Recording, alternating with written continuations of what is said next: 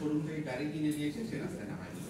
এখন ওই মানুষটা এটাই তার জীবিকার উৎস, এই কারণে সে সহজে পাচ্ছে, এখানে চলে আসছে। কিন্তু আমার দেখতে হবে যে কি পরিমাণ ইজি বাইক চলার জন্য আমাদের এই অঞ্চলটা উপযোগী, সেটা বিবেচনা করে তারপরে আমাদেরকে এই অনুমোদনটা দিলে কিছুটা হলেও হয়তো ইজি বাইকটা কন্ট্রোল করা যাবে। অনেক পয়েন্ট আলোচনা করে চলে আসছে, আমি আর নতুন করে কিছু বলছি না। শিক্ষা প্রতিষ্ঠানের প্রয়োজনীয় জায়গা সুবিধা, পথচারী পারাপার এবং গতিরোধকের ব্যবস্থা, ওইটাই বলছি। ওইটা আমাকে লিখিতভাবে দিলে আমরা এটা হয়তো করে দিতে পারবো খুব তাড়াতাড়ি। সাইনবোর্ড স্থাপনটাও একই। টার্মিনাল চালু, টার্মিনালটা নির্মাণ করা হয়েছে অনেক টাকা খরচ করে, কিন্তু এটি ব্যবহার করবে যারা, তাদের কোনো আগ্রহ নেই।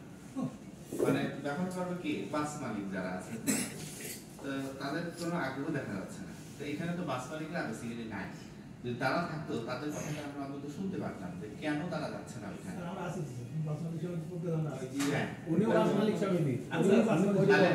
আপনারা যদি একটু বলেন যে দয়া করে আমাদেরকে যে আপনারা কেন এখানে যাচ্ছেন না, বা আমরা আর কি হেল্প করলে আপনারা ওইখানে যাবেন। পরিবেশ হয়নি স্যার। ওকে, ওই সেটাই তো বলছি। কোনো পরিবেশ এখন একটা গাড়ি নিয়ে স্যার এই মধ্যে নিয়ে যাচ্ছে আরো দেয়া হবে কোনো পরিবেশ নেই। আচ্ছা, যে জিনিসটা আমি বলেছি আপনাদের প্রস্তাবে, আপনি এখন বলতে পারেন যে বাস যাত্রী এসে যাত্রী নামাই দিয়ে ওখানে থাকতে পারে। এখন কি যাত্রী ওঠানোর সময় আমরা এটা লাস্ট আলোচনা হয়েছে যে যাত্রী ওঠানোর সময় অর্ডার আর যাবে না।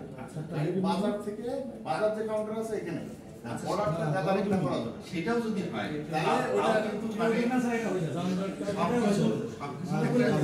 একটা শুরু আছে, প্রশাসনিক উদ্যোগ নিতে একবারে তো সব হবে না, হয়তো মানে আমরা যদি এইভাবে শুরুটা করতে পারি, যে যেভাবে আপনারা বলতেছেন, তাহলে দেখা যাবে এই যে পরিবেশ নেই, পরিবেশটা আস্তে আস্তে আমরা তৈরি করে দিলাম, বা আপনারা আপনাদের সহায়তা নিলাম যে কি করলে পরিবেশটা তৈরি হবে।